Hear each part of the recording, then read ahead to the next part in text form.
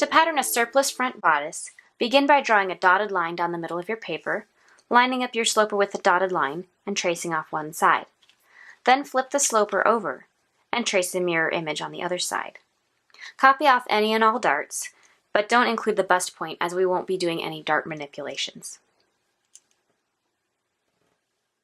Once you've traced off a complete bodice front, design your surplice line. An excellent basic surplice line begins at the neck-shoulder intersection and moves smoothly down to the center leg of the waist dart on the opposite side.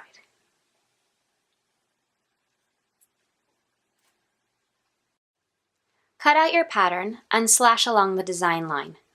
Discard this half. Your finished garment will consist of two identical asymmetrical mirrored sections with an overlap at the waist. Add seam allowance to complete the bodice portion of this pattern. To create a facing, use a fresh piece of paper and trace off your pattern piece along the shoulder edge, the surplice line, and a little ways along the waistline.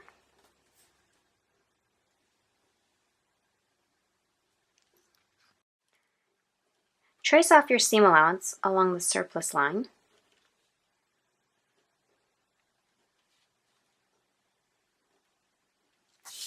And then draw in a second line the depth of your desired facing. In this example, we're going to draw a 3/4 inch deep facing.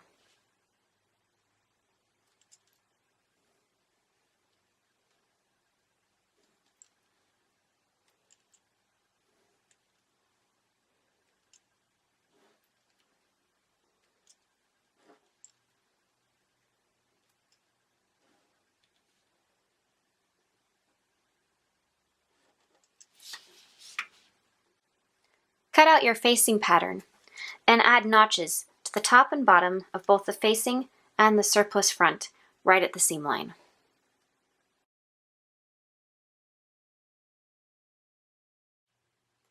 The steps to create a surplice front with a folded facing are almost identical to the steps used to create a cut facing surplice front.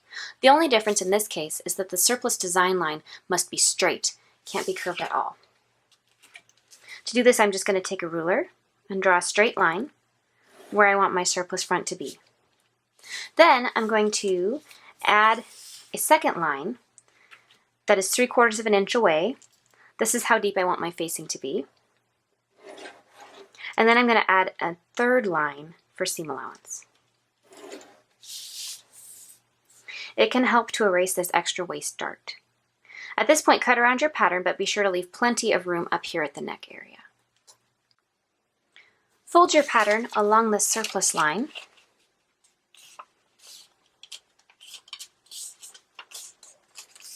And then trim off any extra seam allowance at the bottom and the top. This gives us the correct shape for the facing. At this point, you can also erase any unwanted neckline lines. To finish your pattern, draw on notches at the top and bottom of the surplice fold line.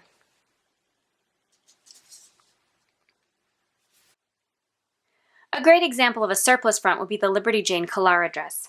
As you can see, the two fronts overlap each other slightly but still create that deep V-neck that's so distinctive of a surplice front.